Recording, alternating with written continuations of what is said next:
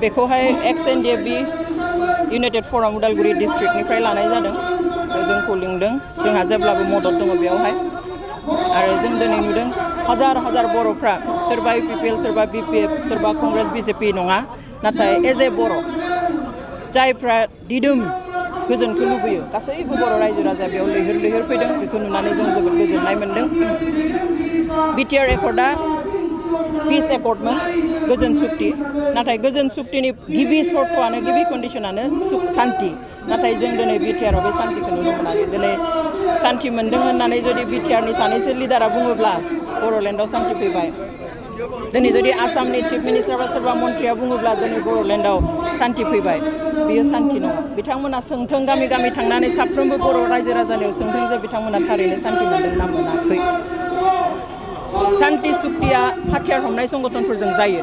Democratic संगठनजों जेब्ला सुक्ति जायो बेखौहाय शान्ति सुक्ति होननानै बुङा नाथाय जेब्ला हाथियार हमनाय संगठनफोरजों सुक्ति जायो बेखौसो शान्ति गोरोबथा एबा शान्ति सुक्ति होननानै बुङो जेखौहाय नैबे NDFBनि सुक्ति एबा BTR सुक्तिखौ बुंनाय जायो खिन्थु दिनै NDFBनि जे हाथियार हमनानै सोमावसारनाय बेखौ सोरखारा गनायथि होबाय गनायथि होनायखायनो बिथांमोनजों सिजफायार खालामबाय बिनि उनावहाय इन्टारल'किटर एपइन्टमेन्ट होबाय बिनि उनावहाय पिस प्रसेस जाबाय बिनि उनाव शान्ति गोरोबथा जाबाय बिनि उनाव आरो जुदि दिनै बिथांमोनखौ जेलाव सोफिनोबा NDFBनि जि सोमावसारनाय पलिटिकेल सोमावसारनाय राजखान्थियारि सोमावसारनायखौ जुदि नाजावनो हायोब्ला पलिटिकेलि दिनै जुदि सुक्ति खालामनो हायोब्ला अब्ला बिथांमोननि पलिटिकेल क्राइमखौ दिनै मानो बिथांमोना बेखौहाय एमनेस्टि होनो हाया मानो निमाहा होना बेखौ हायो आरो हानांगौमोन खिन्थु दुखुनांथाव बाथ्राया जाबाय NDFBआ फाइनाल खालामनाय जिथु ड्राफ्टमोन MOS बेखौहाय सोलायनायाव बे गासैबो गरमेल जाबाय थेवब्लाबो दिनै जि BTC एकर्डनि 9.4 दफायाव बिथांमोनखौ जेलनिफ्राय बख'नायनि गासैबो देहाफोरखौ मावनो थाखाय आसाम सोरखारनोनो बिथोन होदों आसाम सोरखारनोनो बिबान होदों दिनै आसाम सोरखारा बिथांमोनखौ सोलायनायनि दिहुननायनि सोलाय मा खालामबाय थादों दिनै DR माब्ला बिथांखौहाय जायगा सोलाय बैयाव दोनथुमबाय थादों थांनाय 22 जुलाइआवहाय बिथांखौ काहिलिपाराव थानाय 10th APBNआव जेल मोनसे फिसा स्पेसियेल जेल बानायना दोनबाय दिनै आरो साननै सानथामनि उनाव हयथ' नोंथांमोना खोनाफिनलायगोन जे चिरांनि बर'लेण्ड गेस्ट हाउसआव लाबोसिगोन बर' रायजो राजाया रंजादों फुर्ति मोन्दों जोंनि खाथियावनो लाबोसिगोन गेस्ट हाउसआव दोनफैसिगोन खिन्थु बेखौ जों मिथिनाया मोजां जे सजा बर' रायजो राजाखौ थगायनो नागारदों खारन बेखौ अलरेडि जेल होननानै डिक्लेयार होबाय आरो लहानि दरजा बानायनानै थाला मारिनानैसो रुम मोननैयाव दोननाय जागोन आरो गुथै केम्पासखौ अलरेडि 16 फिटनिफ्राय गोजौ थिं होनानै थारनि सु बानायलायना होनानै बेखौ जेल बानायखाबाय आरो बेखौ फर्मेलि आसाम सोरखारनि सिङाव थानाय जि नखर बिफान बे नखर बिफाननिफ्राय बेखौ खालामनाय जादों जिथु जेल 2013 नि जेल एक्ट बिनि 3.1 धारा मते क्ल'ज मते बे गेस्ट हाउसखौ जेल डिक्लेयार होखाबाय अलरेडि थ' जेलावसो दोनफैगोन बेवहाय दिनै बर' रायजोआ बोरै शान्ति मोननो जुदि बख'नो हायामोनब्ला सुक्ति खालामनाङामोन बिथांमोनखौ सहि होनाङामोन थागौमोन जेलावनो हारिनि नामाव नागारसारनानै जेबो गिदिर बाथ्रा नङामोन खिन्थु दिनै बर' रायजो राजाखौ थगायनो थाखाय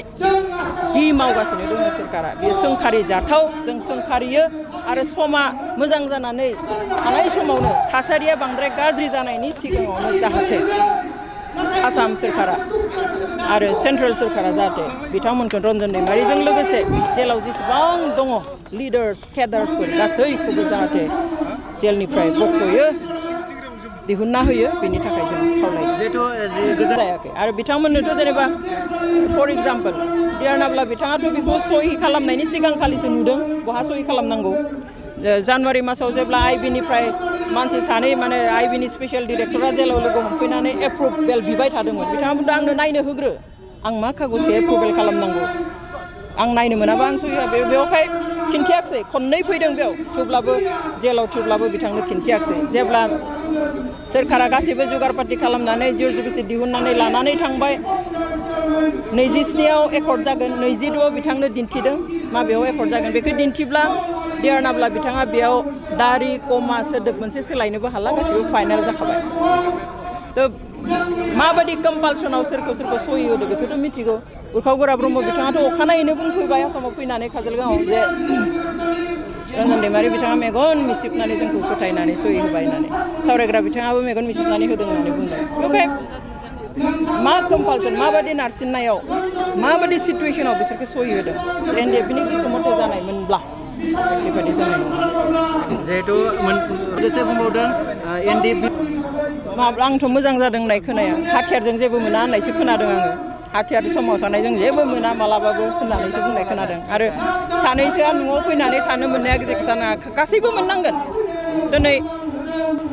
100 जनसो एनडिएफ बे जेल सिङाव दङ बिथांमोनाबो न'आव फैना बिमा बिफाजों थानो मोननांगोन बिथांमोनाबो गावनि न'खरनि मानसिजों थानो मोननांगोन बिथांमोनाबो गामियाव फैना समाजजों थानो मोननांगोन सानैसोआ मोनबाय सानैसोआ मोनासै बेथ' जानो हाया आरो जुदि बोले बिथांमोना एमनेस्टि होनो हाथारा होनो गोसो गैया होमब्ला बेल होनायनि बेबस्था दङ बेखौबोथ' खालामाखै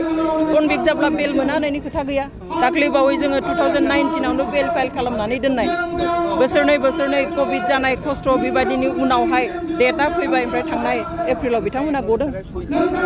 बे जानो मथथे खोथाया जाबाय मा जे गोसो थानांगोन दिनै राजखान्थिभाबै बांद्राय हिसाब निकास खालामनानै गावसोरनि स्वार्थ पुरन खालामनो थाखाय बिथांमोनखौ बाहायबाय थादों डिआर नाब्लाखौ दिनै बाहायदों बेयाव लांलाय बैयाव लांलाय सहि खालामनायाबो बाहायनायसो बाहायनानै खालामदों मानो नङा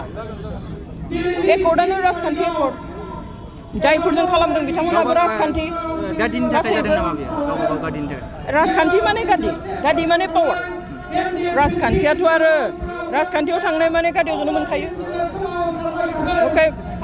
रावबो गिनाङा जे बिथांमोना फैनानै सेफैगोन माफैगोन खालि उदां अख्रांनि सिङाव थांनानै थानो हो पिस एकर्डखौ अनार हो पिस एकर्डनि ओंथिखौ लाखि जों बेखौ हास्थायो नङाब्ला दिनै बर' रायजो राजाया उदालगुरियाव ओंखारदों गाबोन बाक्सायाव ओंखारगोन बिनि उनाव चिराङाव ओंखारगोन बिनि उनाव क'क्राझाराव ओंखारगोन बिनि उनाव सनितपुरावबो ओंखारहैगोन सारा आसाम ओंखारगोन अब्ला मा खालामो दिनै गोबां बाथ्रा ओंखारो जे सोरबाया मा खालामनो हागौ लायनो बिग्रायखांनो हागौ बिथांखौ हगारोब्ला बा माखासेखौ हगारोब्ला नङा 2013 मायथाइयाव डिआर नाब्ला बिथांखौ एबसलिउट बेल होदों अब्लाथ' रावबो बिग्रायखाङाखै मानो हगारदों होनना रावबो दावराव दावसि खालामाखै बिनि उनावबो गेजेराव डिआर नाब्ला बिथांखौ मास मोननैनि थाखाय सोना दोनफिनदों दिहुनदों रावबो बिग्रायखाङाखै बेनि उनावहाय दाख्लै सुक्ति खालामनो बिथांखौ दिहुनना लांदों सोरखारा रावबो बिग्रायाखै रावबो बुङाखै जे बिथांजों सुक्ति खालामनो नाङा दिनै बेफोरो माखासे नांला बंसा खोथा बुंनानैहाय जाहाथे हगारनाय जाया बेखौ रायजो राजाखौथ' थोंजोङै बुंनो हाया नालाय बेवहाय बायदिसिना खोथा बुंगासिनो खिन्थु रायजोआ दिनै आरो गोदोनि बादि नंलिया सांग्रां जाबाय गासैबो बेनिखाय सम थानायावनो थाबैनो हगारना होजानो थाखाय जोङो दाबि खालामो जिहेतु एनडिएफबिनिफ्रायबो गोबां दैदेनगिरि बिथांमोना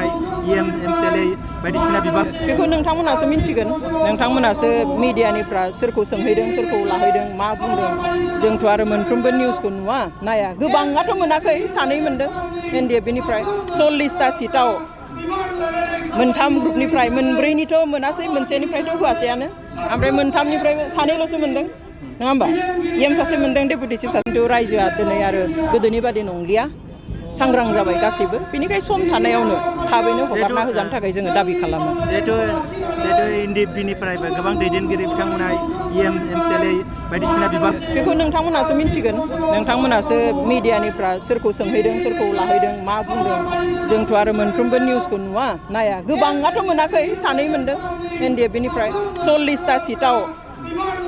मोनथाम ग्रुपनिफ्राय मोनब्रैनिथ' मोनासै मोनसेनिफ्रायथ' होआसैयानो ओमफ्राय मोनथामनिफ्राय सानैल'सो मोनदों नङा होमबा एम सासे मोनदों डेपुटि चिफ सासे मोनदों ओरैनो मोनाखै 40टा सिटआव सानैयाल' बिबान मोनदों बाखियाथ' बिजेपि मोनदों ओमफ्राय इपिपिएल दानि इपिपिएलआव थानाय हिसाबैनो सानैल'आ मोनदों जिहेतु बिथांमोना दिनै डेपुटि चिफ बिथाङाबो मोनसे समाव रन्जन दैमारिजोंनो थाफानायमोन नाथाय बिथाङा फंसे बुङाखै दा बेखौनोथ' बुंदों ना बुङाखै नोंथांमोना मिथिगोन नोंथांमोना लाहैयाखै नामा मालाबा सोंहैयाखै नामा मा बुंनांगौ दं बिथांमोना दिनै बुंनो आरम्भ खालामदों जे कर्टनि आखायावसो कर्टनियाव सोंहैथां मानो हगाराखै कर्टआ माब्रै हगारनो नोंसोर मुभ खालामनांगोन बे सुक्ति खालामखांनायनि उनाव नोंसोर मुभ खालामबासो कर्टआ डिसिसन लागोन